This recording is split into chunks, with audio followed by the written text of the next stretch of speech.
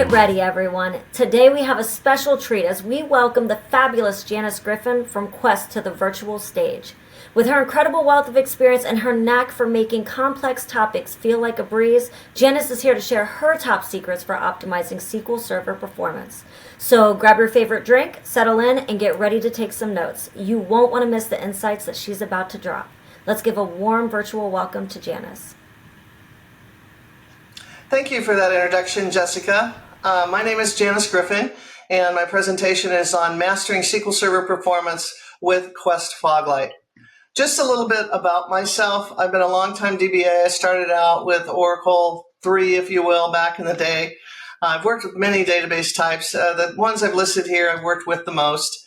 And I've been at Quest going on 7 years now, and I've always specialized in performance tuning. With Quest, I work with Quest tools, showing our customers how to tune their databases, how to make them run. So this is, near and dear to my heart, so I'm excited about talking about Quest Foglight. The focus today, we're going to actually look at some of the new features of Foglight and some of the features that maybe you haven't seen in the past. I'm going to talk about adaptive baselines and change tracking so you can get an idea of how to historically examine your workloads and make some decisions about how to improve those workloads.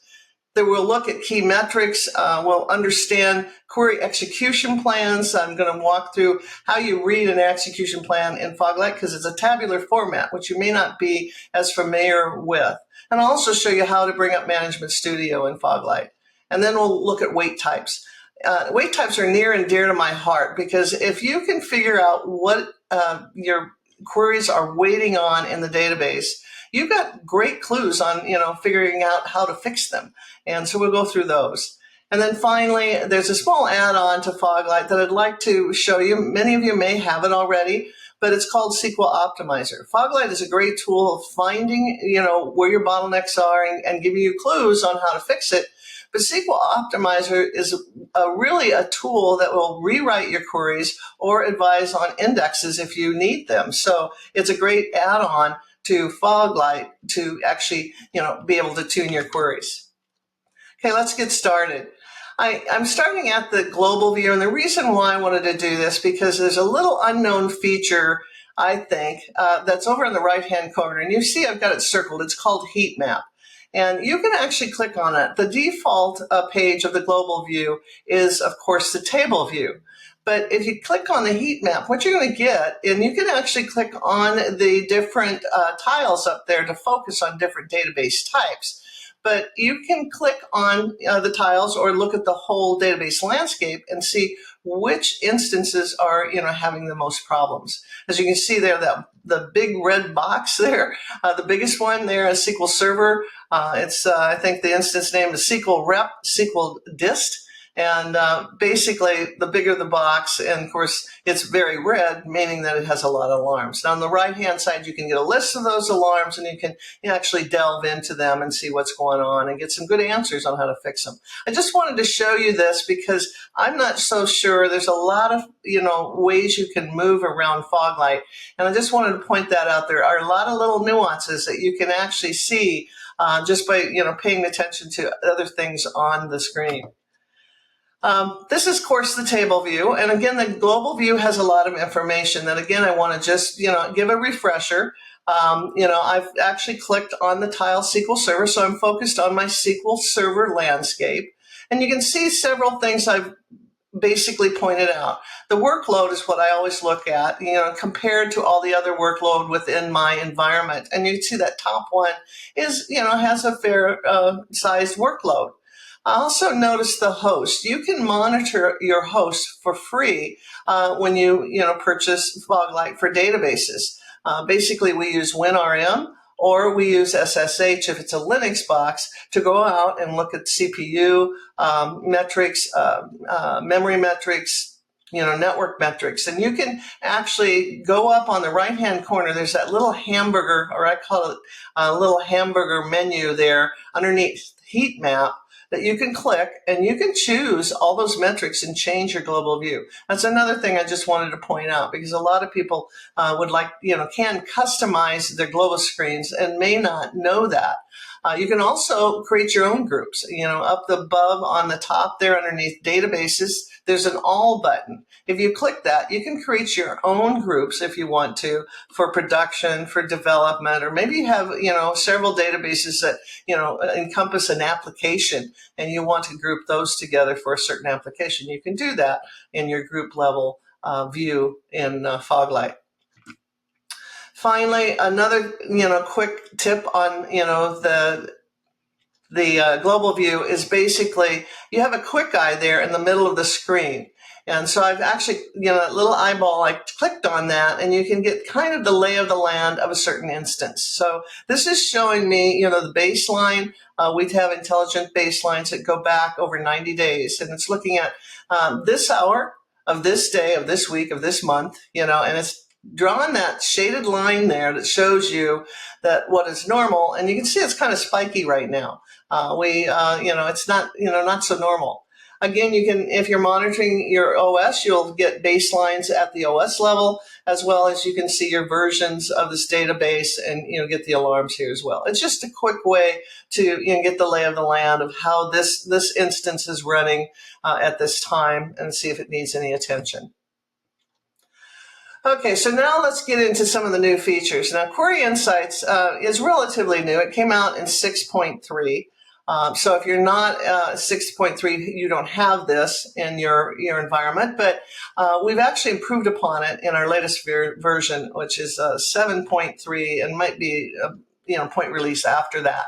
But what is neat about Query Insights is this is something that you can actually go to at the very first step and look across either your entire database landscape, all of your database instances you're monitoring, or you can dial it in to certain what we call domains. So you can see what I've circled up there is SQL Server because I selected the domain for SQL Server. And then I also selected impact. I said, I want to see all the queries across my SQL domain that are taking up more than 5% of the instances, workload. And so that's what impact means. And as you can see there, if you look at the bottom, the least impact it's showing is 5.09%. But my top query across all my SQL Server landscape is actually 47% if you round up. So 47% of the workload of this instance, which is over there on the right hand there, is basically taken up by this one update statement. Update bank table is what it's doing. So this is telling me that maybe I should go look at that, and it dials it in real quickly of what's impacting my environment the most. So one thing you can do, you can actually dial it in by response time as well, elapsed time, executions, just by clicking and, dialing in what you want to see. And you can actually look at, the actual metrics that come back and it'll give you a min, average and max value of that. So this query actually spent on average, if you round up, 29 minutes, min, max, and average all were around 29 minutes. So pretty sluggish query. Another thing, if you notice, next to elapsed time or the execution or response time titles, there's a little tiny eye. It's kind of hard to see. I should have circled it. But if you click on that, it'll give you the definition. So it's a really nice tool to, actually learn what those mean and actually use to quickly find the most offending queries in your database so you can tune them. Once you've done that, you can go and select investigate. And so I want to investigate this update bank query. So I'm going to press investigate. And this is going to take me directly to SQL Performance Investigator. Now, SQL Performance Investigator you can get to many ways. But if you go in through Query Insights, what's nice about it is it'll actually bring up the query you were looking at. So I'm now looking at the most impactful query in this one SQL Server instance. And you can see it tells me it's the update bank statement. I can see, since I'm focused on it in the performance tree view, you can see that it's waiting on lock weight the most, 61%, if you look over at the resource breakdown on the right-hand side. And, that's a lot of locking. From there, you can actually look at top weights events, which we'll do to see exactly what weight type that lock weight is so we can know how to tune it. Then we can also, in the middle of the screen, analyze it, or you can view the SQL text. I often just do analyze because it'll show you the SQL text as well, and it actually formats it, in my opinion, a little better. You can also SQL tune it, which is, we'll call SQL Optimizer, or you can do a comparison. Is this normal? You can answer questions like that. Do we always have locking? So I could compare today, this hour that I'm looking at, with yesterday and see if it's normal. And we're going to do that right now. But first, I want to look at the weight events. So we actually categorize the weight events, the weight types, and we call the categories weight events. And you can see when I look at the weight events, the top weight type is an LCK-MU, or a lock for modified update. And you can see it's about 63% of the total wait time of this query. So it's the top weight for this query. So we definitely do want to go and evaluate the locking issue. So let's go analyze the plan. Now, what I often do before I analyze the plan is I will look for key metrics. And you have select metrics right next to, if you see where I have analyzed plan, I have select metrics. If you click on that, you can actually choose the type of metrics you want to see. Now, my key go-to metrics are the executions, the single response time for one thing. And you see that's quite high, 14 seconds, or if you round up 15 seconds there for response time. I like to look at the executions, as well as logical reads and row count. Now, I don't have row count listed here, but I usually put that in. And if you actually select those metrics, your browser will cookie those so you can, it'll maintain the metrics you like. But I always like to look at logical reads because you see this did over 1 billion logical reads. The executions were not too much, 1,500, for over 1 billion logical reads. And then the time, the response time is not very good. So it tells me it's an inefficient query. So let's go on and look at, the plan. As you can see there, down at the bottom is SQL text. And it's formatted quite nicely. And over on the right-hand side, you can hardly see it, but there's a little blue caret that if you click on that, if it's a long SQL statement in pages, it'll actually fill the screen and you can look through it, and it's formatted quite nicely. But the way Foglight does execution plans is basically it gives you a tabular format.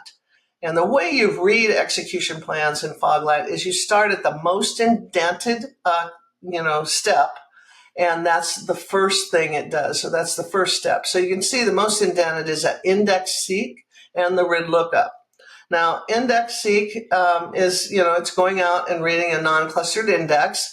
But also the RID lookup means that it has to go back to the table and do some work. I always, when I look at an execution plan, when I see RID lookup, I think of that as an unnecessary step, and it's probably taking up some time. So that to me is kind of a red flag, if you will, when I'm looking at an execution plan. It does those two steps, and it actually gets a result set by doing nested loops with those two steps, and then it does a compute, and then finally it does a table update. Now, you can actually get the graphical format of the query if you like that better, if you have Management Studio on the same box where you're looking at Foglight in your browser. In the left-hand corner there, if you just click the open in SSMS, that will bring up this query in and the query plan in SQL or in Management Studio, so then you can actually look at it and see all the graphical view, which I kind of tend to do. I like that better. But Foglight also gives you more information. Operator analysis, basically what Foglight does, it goes out and analyzes the steps that it does, and it tries to find the most expensive steps to point them out to you. And there were two steps that were really expensive. One was, of course, the table update, And it was 60% of the total time of the cost. And the reason why probably is because of all the locking. And then the second expensive was the RID lookup, which, like I said, to me is a red flag, because to me that shouldn't even be a step if it's correctly tuned. So those two steps are most expensive. Foglight actually does look at object analysis as well. So it looks at the objects in the query and says, okay, my most expensive object is the table bank, not the primary key that we're accessing, but the actual table bank. And the two operators associated with is table update and the RID lookup. So that gives me some clues on where to focus when I'm going to tune. Finally, we can ask ourselves, well, this lock looks awful. Did it just start, or, has it been happening? So at this point, you can actually do a compare. And I love this comparison feature in Foglight, because you can compare any one in the performance tree over on the left-hand side. Any of the dimensions you can compare, and actually compare a baseline against a baseline, or against a different time, or even a different dimension if you want to.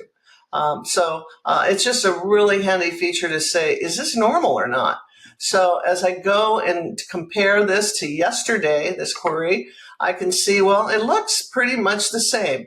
The teal color is today, and I'm looking at yesterday, if you will, and that's the gray color. And you can see the line across there. It's pretty much the same. But we do a breakdown of the statistics.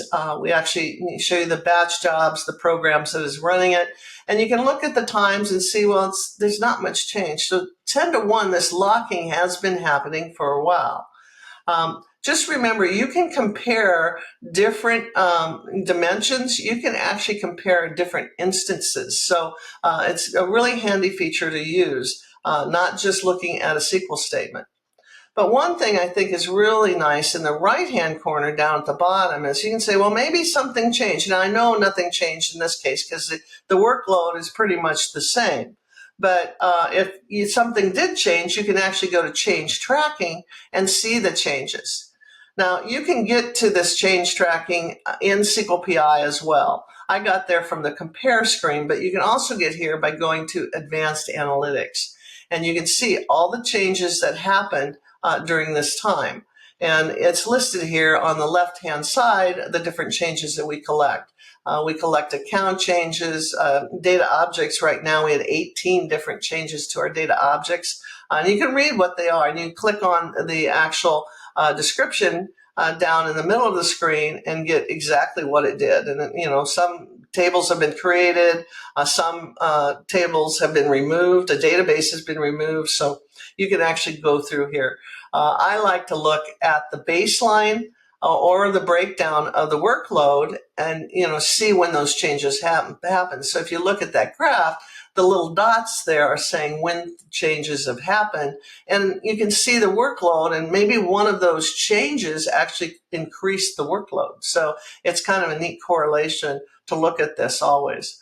But as I look through the change tracking list here, I don't see our bank table or the primary key involved in any of the changes. So I know that's not a problem with this instance, but it's always good to check, because a lot of times somebody might drop an index or maybe an execution plan change, and then all of a sudden a bump in the workload can happen. Another thing I'd like to draw your attention to is underneath the change tracking, see the little line that says add change? You have control to add a change here, and I recommend that highly if you are installing a new index, or you had an application change, or let's say you're upgrading SQL Server to a new version. Do that, but then come in here and mark when you did it, because then you can see when the workload changes and if it's changed for the better, or that index that you added actually made it worse. So you can actually see it. It's a great way to track changes that you've made, or that your development has made into production. The other tab on this screen is advisories. And what's nice about advisories, and you can see it's telling us right now that, objects are experiencing lock weights. So you can, and it looks like with that plus sign on the left-hand side, there's a lot of lock weights. So we can actually click into that and get some advisories. And the nice thing about that is look at what it's pointing to. It's looking at our bank table. And it's actually complaining about the primary, the PK index there, which, is spending a lot of time on locking. So that is where the locking is happening with our bank query, our update bank. So what's neat about this, it does give you recommendations on what to do with locks, but more importantly, if you look at next steps, it actually points to other places in Foglight where you can get more information. So the first one is blocking history, and the second one is activity highlights. And we've got some slides here to show that.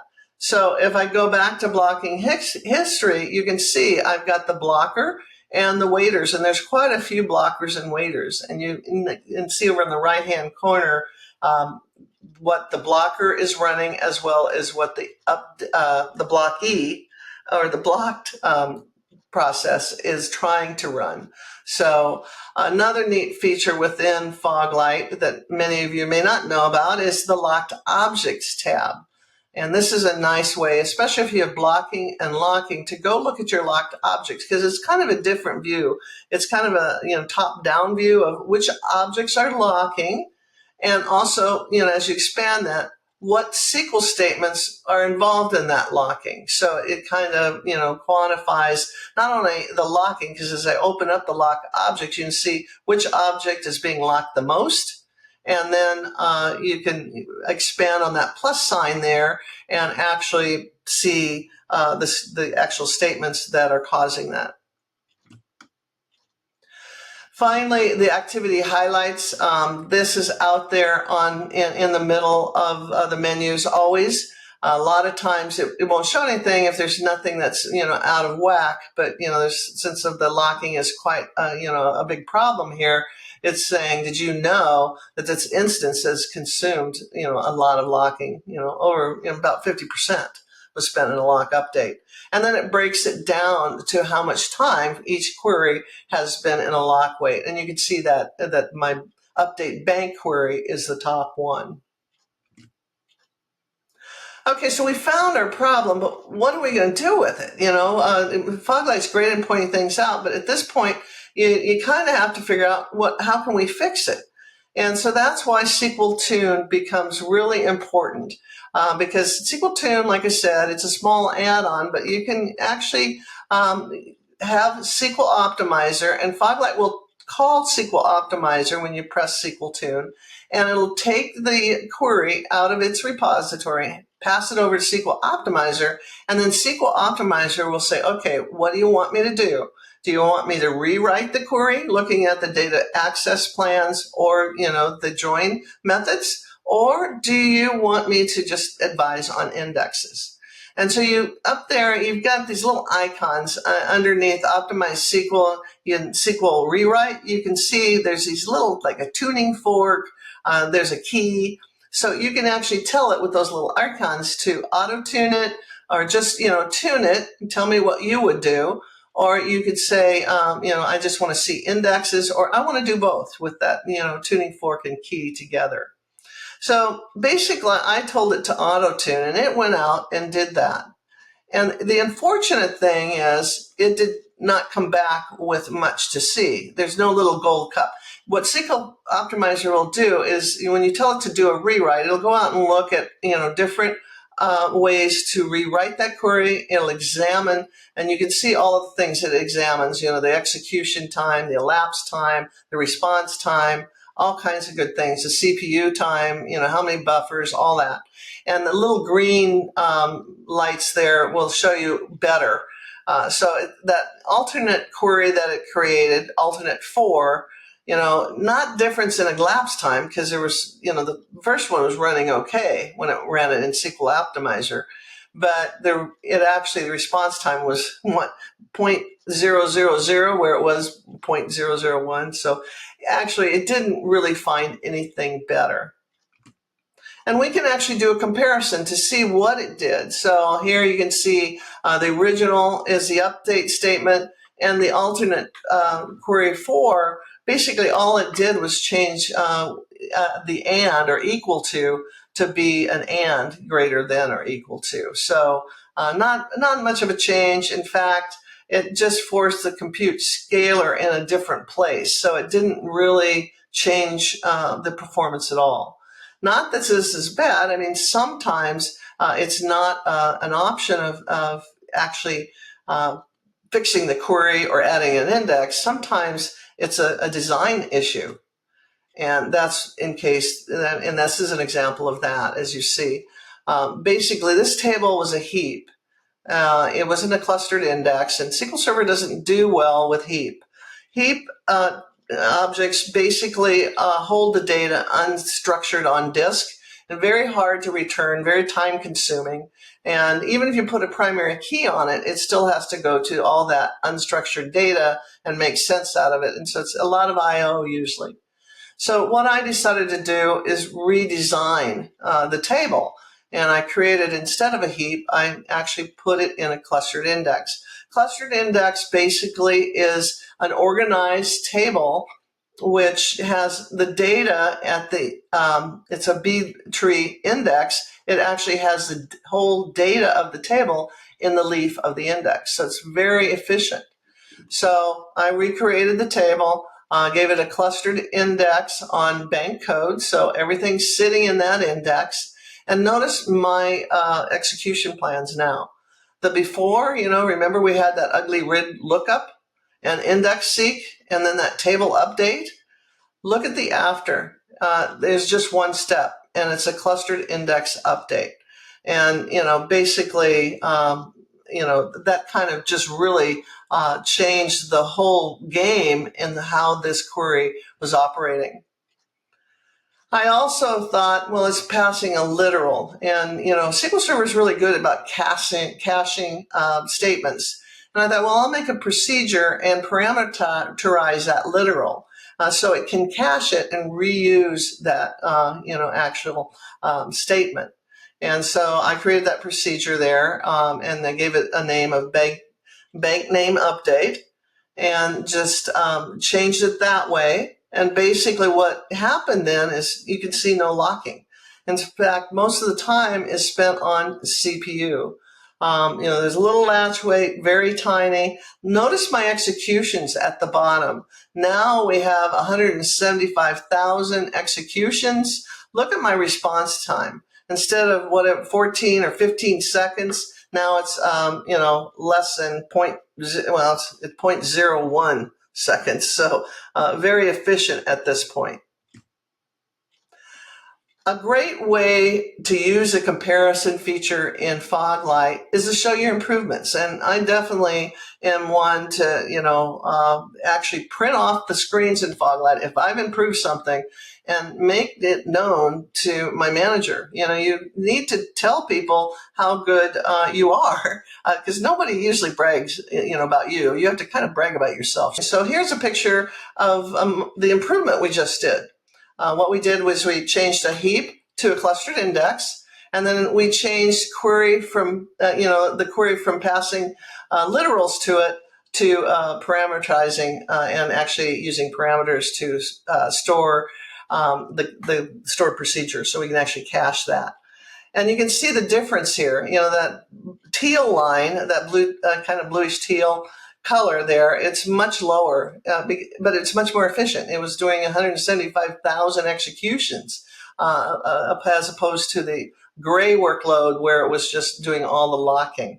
I didn't get all the metrics here, but you can actually see some of the metrics in there, and I would have gotten that if I was going to show that to management and actually brag about yourself, because no one else will. Okay. This is just another example of SQL Optimizer because we couldn't really use it in that instance. So this actually came in from a customer. It was a university. They actually called in and asked us to look at their, problem and try to figure out what was going on. And they were trying to get their billing out. And so I changed it into a little case study and ran it on my machine because I think it tells a good story. They were trying to get their billing out, and basically they had three tables, and so the queries there where they're selecting student name and sign up date from student, and they were joining that on a historical table registration on student ID, and they were joining it on class ID, and they were passing in literals actually. So I changed it just to be SQL tuning, and then they were passing in a date range, which I changed to be yesterday, if you will. And like I said, the registration table was historical in nature, so the cancel flag, if the student dropped or anything or canceled, basically they changed that flag to Y. So we're looking at only real time or recent students only. So canceled equals no to get the current records. You can see how it was running in, Foglight. It was running pretty sluggish, approximately 2 seconds each execution. It had done 3 million logical reads, and it spent most of its time on async network I/O. Now, async network I/O, and this is something that you can go to our Wikipedia. It's out there on the internet if you just Google Wikipedia, and I think you can actually bring it up in Foglight as well. But basically, it'll tell you that async network I/O is either feeding too much data or retrieving too much data for the client to consume. And so, that's something that you can tune usually. It's not a network issue. It's usually trying to either give too much data to the client and they can't consume it long enough, or, that type of thing. It's an inefficient query. And there's clues on how to tune that.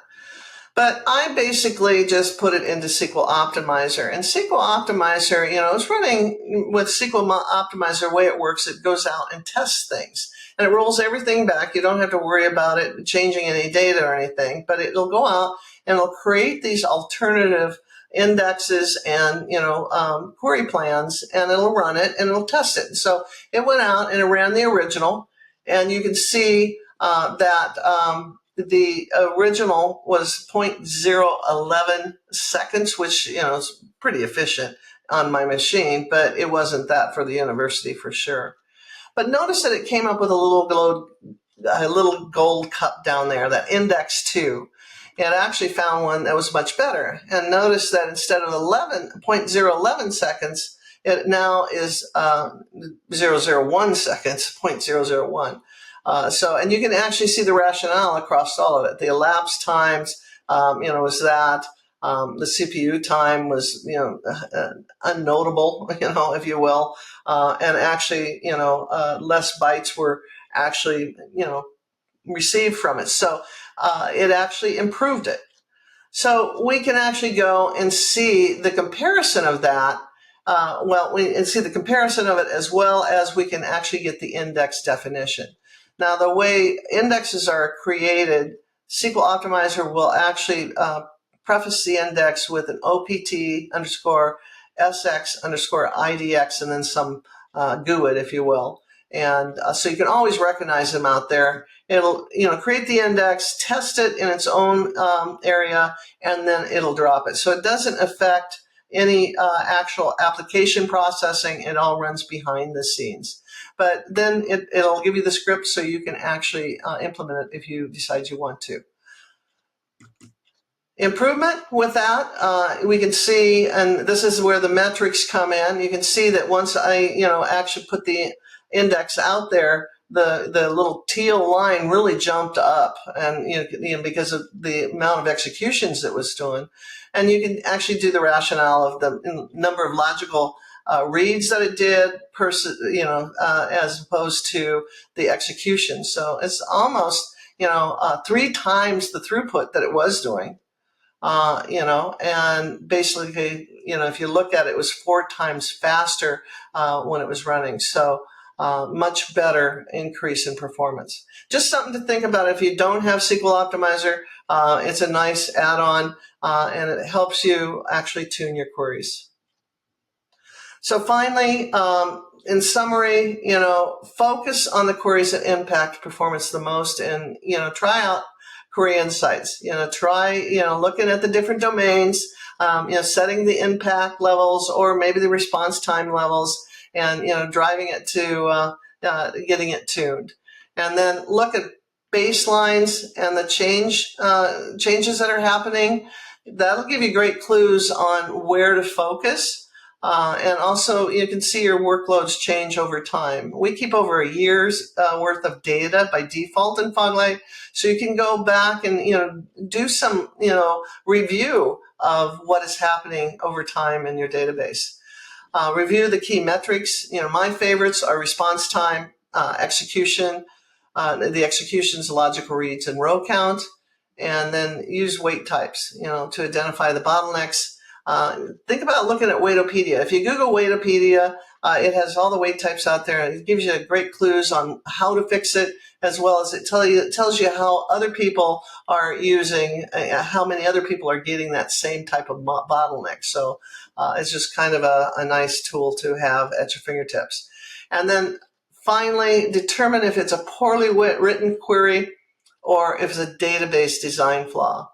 Some things you just can't tune, and you have to go back to the drawing board and redo the design of it. And then consider SQL tuning, SQL Optimizer to do the tuning for you.